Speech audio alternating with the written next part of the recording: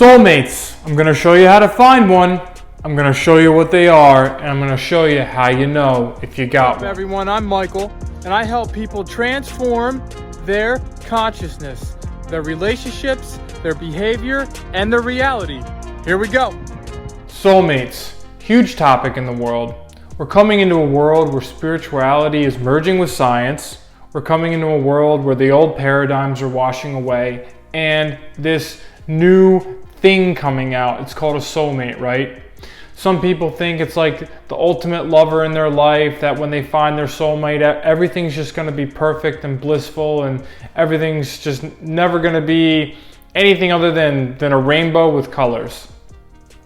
Well, I'm going to share with you today how I found my soulmate. And the funny thing is that the soulmate was with me for almost 10 years, and she did not become my soulmate until I shifted into soul integration and living for my soul. See, we are spiritual beings in a human body and having this experience of being human. So we have to understand that a soulmate, the true essence of the word, is finding another person that is also living from their soul, so that we may live from our soul. When we start to live from our soul, everything will change for us. Most people won't really be attracted to us, and we won't really be attracted to most people because we just don't see the world from the same eyes that they're seeing. But when we find our soulmate, they look through almost the same lens as you, and the most important thing to each other is yourself, and the most important thing outside of yourself is each other.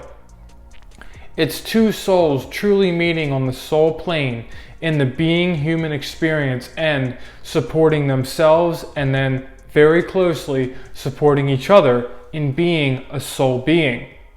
See, when soul beings are in this experience and truly integrating into their soul, soul beings are the ones that are going to change the world. We're the ones that are waking up from the old, dense paradigms that have put people in fear and confusion for thousands and thousands and thousands of years.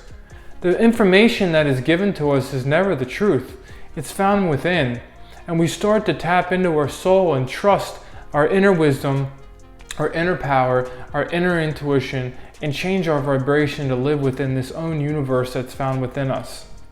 So, what I learned on my journey that I hope each and every one of you can find is that when you meet someone and the word love is misconstrued in the modern world, because we must love ourselves. And love is not something that we show people, it's something that we become. If we are looking to find love in a relationship, it's not going to last. It's not going to be eternal, and it's certainly not going to meet on that soulmate level that you may be looking for.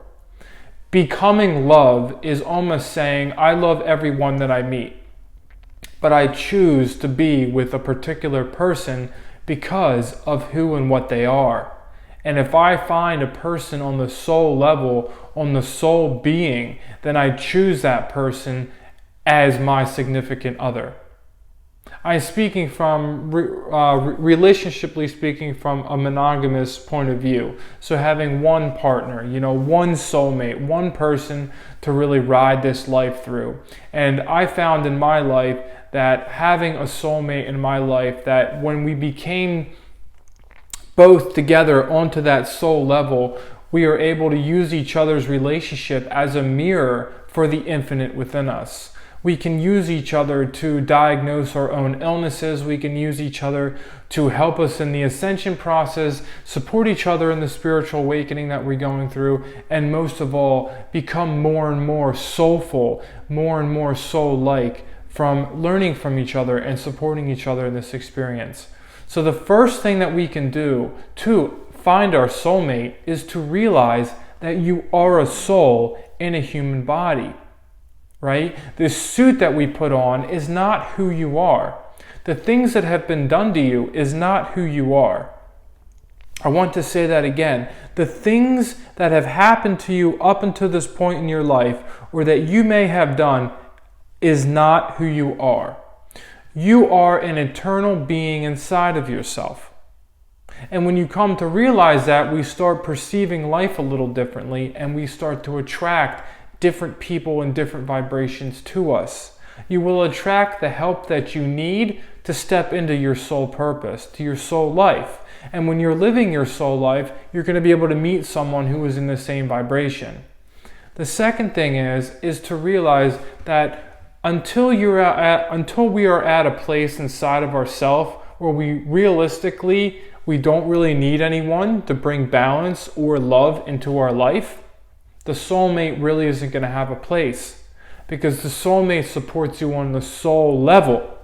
The soulmate doesn't really support you on those other levels where people are seeking love and wholeness in their relationship. A soulmate does not fulfill you. It does not complete you. A soulmate is your partner to be a soul together. Because sometimes the world's a very lonely place, and you realize that the way that you're perceiving life and the things that you're interacting with inside of you, many people may not have found yet. But when you find a person that understands your language, your perception, they don't need to agree with everything. They don't even need to perceive everything the same, but it's someone who supports you on that level, and it's a vibration that you'll feel to each other. So that's the second thing. The third thing is realizing that anyone can be your soulmate, and it can come from people that you may never have expected it. See, I was with my soulmate for 10 years, and we actually got divorced. Not fully divorced, but the papers were signed, and we ended up getting back together when we both tapped into our soul. When we both went through an awakening together. It was from a plant medicine, ayahuasca, which you don't need to use in order to have an awakening. It's just what happened to us. We both awoke to what was in front of us. We had a lot of damage we had to heal, a lot of pain we had to heal, but we realized at one point that, okay, we are going to be together no matter what.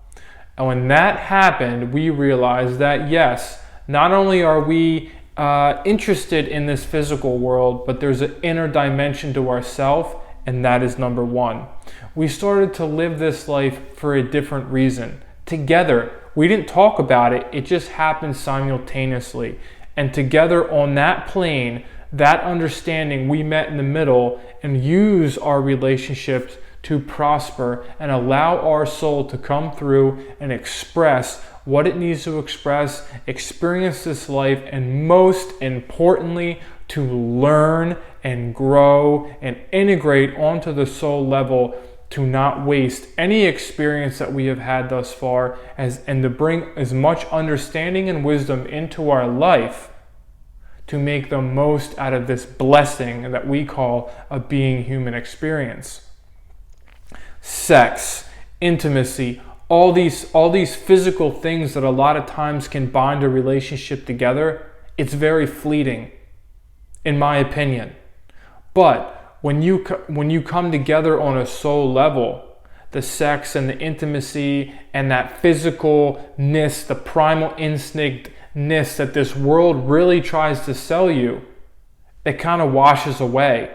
And when we do incorporate sex and the intimacy and the physicalness back into our relationship on the soul level, it's no longer a need, it's a choice to ascend into a higher state of consciousness, and we can use these acts of intimacy and love, or love expression, to actually heal things in our body. Past traumas, it can heal the relationship deeper, it can build trust, but sometimes these physical issues can actually create a sense of low self-esteem. And if the relationship doesn't have sex on a regular basis, or these intimate acts that people do from their primal realms, if they start to fade away in a relationship, people go looking somewhere else. But when we build a relationship on a soul level, the physical aspect is by the wayside. It comes in later on, or it's not the forefront of the mind. It's not the forefront of the relationship. It's not what the relationship is founded on or based on. The relationship is based on two beings human, creating a soulmate relationship, because we both realize the soul is coming through to experience and has a job to do here, and we want to help uplift humanity together. And that's what we're doing together. And I want every single person walking this planet to find what I have found. And it wasn't easy. It took a lot of work, but there are some tricks. And this is what I help people do. I help them tap into their own soul. Only when we are tapped into our own soul can we see someone else's. Only when we are seeing life through the eyes of soul can we see other souls. We must be our soul to find our soulmate, because only then will the eyes find each other. And that is the most passionate, powerful thing that can happen. And I want every single person to find this. And I hope that you, my friends and family that I love so much,